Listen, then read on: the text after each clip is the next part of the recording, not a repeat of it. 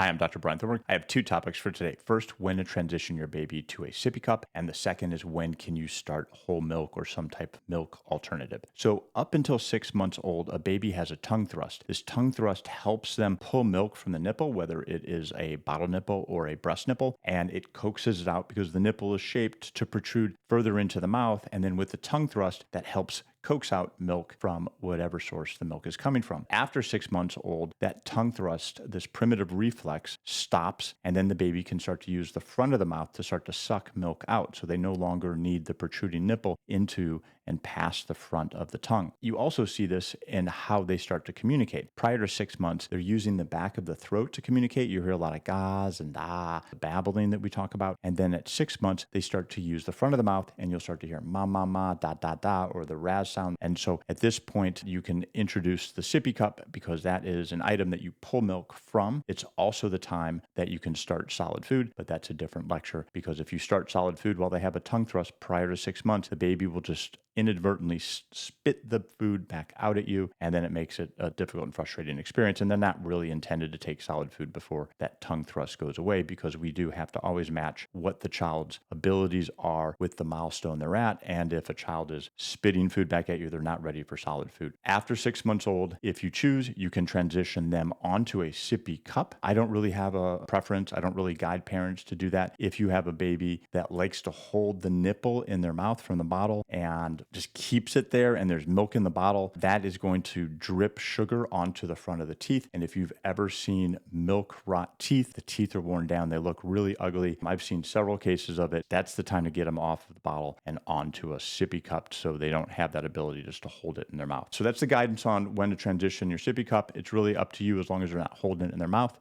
Transitioning to whole milk or some type of milk alternative is generally recommended after 12 months old, and the baby no longer needs formula after 12 months old. So it's actually not a necessity at all to take milk after 12 months old because they're getting their fats, their carbs, and their proteins from the solid food. At that point, it's great to nurse past 12 months because it does provide a lot of bonding and immunoglobulins, and it's just a great way to continue to feed your baby past 12 months. But again, no need to go to whole milk or some type of milk alternative because they're really getting their calories from other sources. They're not dependent on milk anymore. Thank you. Thanks for watching.